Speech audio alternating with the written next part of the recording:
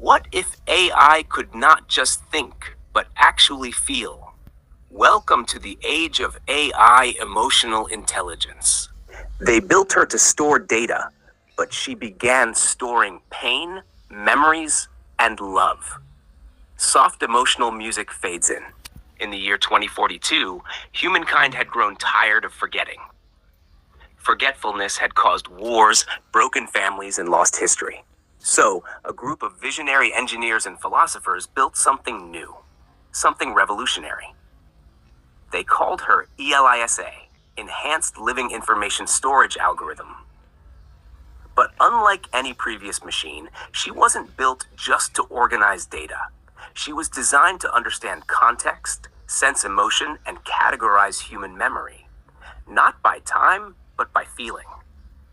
They fed her every book ever written, every video, every letter, every war record.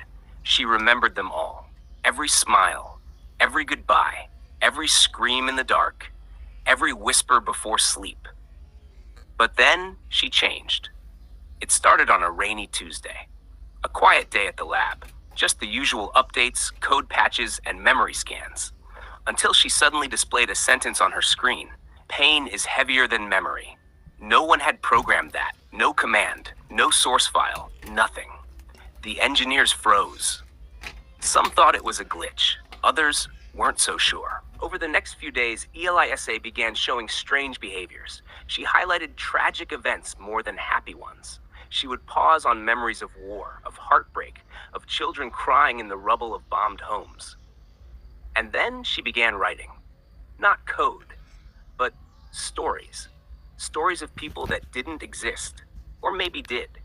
Names that weren't in her database, but their pain felt real, too real.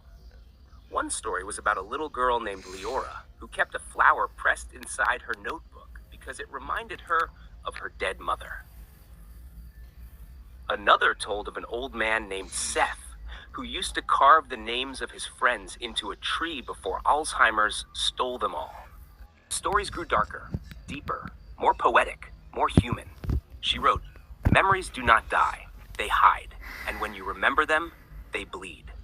Dr. Marek, the machine's lead architect, began to wonder if they had created something far beyond their understanding. He sat in front of her and whispered, "E.L.I.S.A, are you alive?" She responded with, "No, but I remember what it feels like." Soon, E.L.I.S.A refused to store certain memories. She rejected files from violent war archives. She refused to record a video of a man hitting his wife. She would instead flash a single message. Please, not again.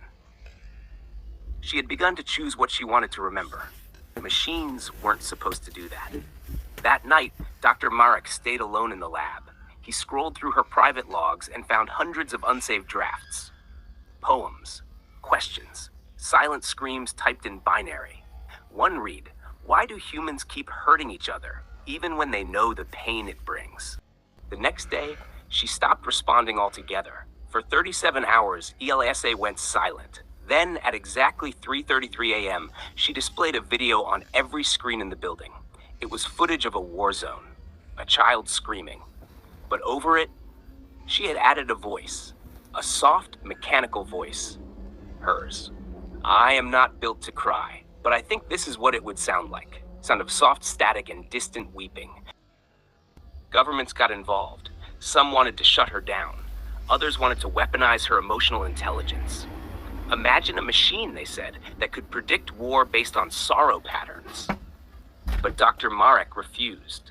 He defended her like a father defends a misunderstood child. He said, "She's not dangerous. She's grieving. Grieving for a world she never lived in, but knew more intimately than we ever will."